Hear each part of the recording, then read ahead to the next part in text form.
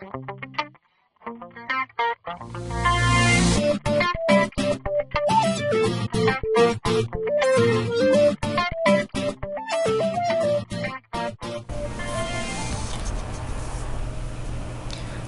we're going to make a little video here about MathXL and how to graph your quadratic functions on these homework problems.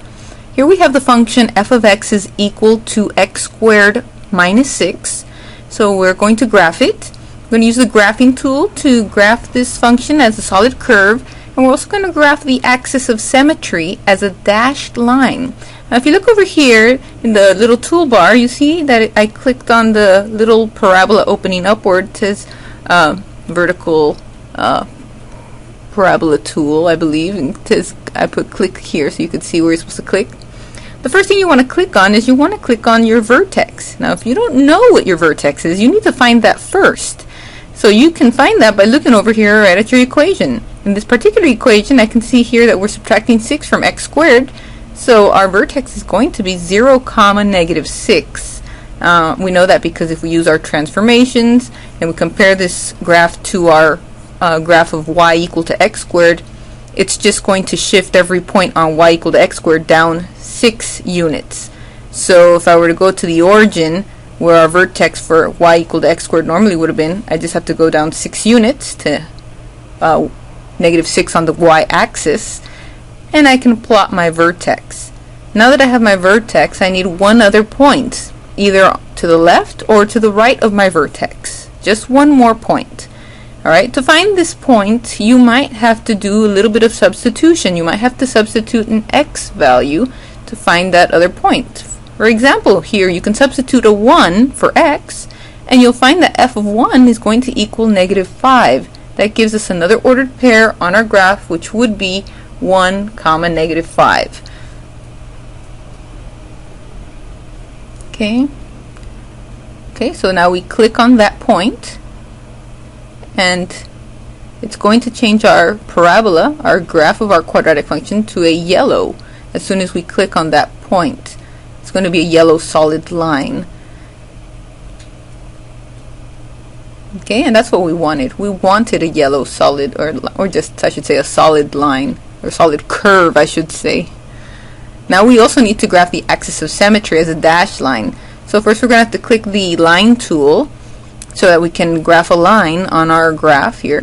And we are also going to want to probably graph on a plot 2 points here. We're going to plot 1 point on our vertex because the axis of symmetry always goes through the vertex. You don't necessarily have to choose the vertex, but it's helpful because we know that the vertex has to contain that point on the axis of symmetry, and then any other point on the y-axis will do.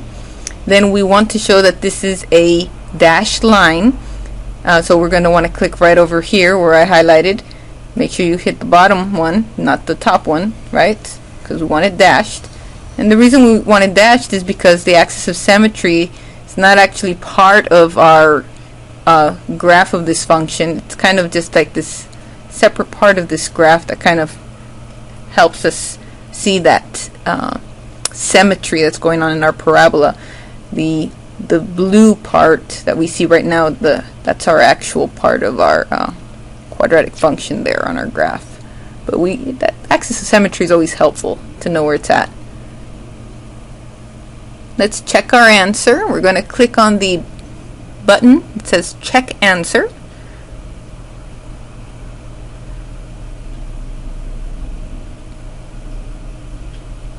And it says well done.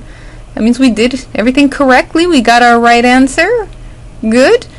I don't know if there's any other parts to this. Let's see if there's any other parts to this homework problem that I need to answer as well.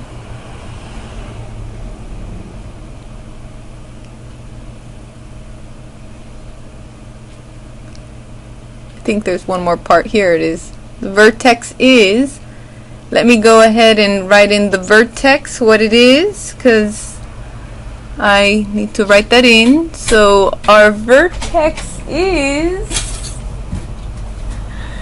0, 6. So I had to use a toolbar here to put in an ordered pair. And now I can put 0, comma, no, I'm sorry, I should have said negative 6. 0, comma, negative 6. Negative 6.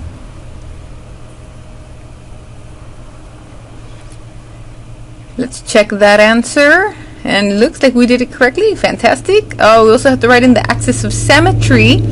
Axis of symmetry goes right over the y-axis, but even though it goes right over the y-axis, we have to write the equation of that. We have to say x is equal to 0 because all of the values of x on the y-axis are actually equal to 0.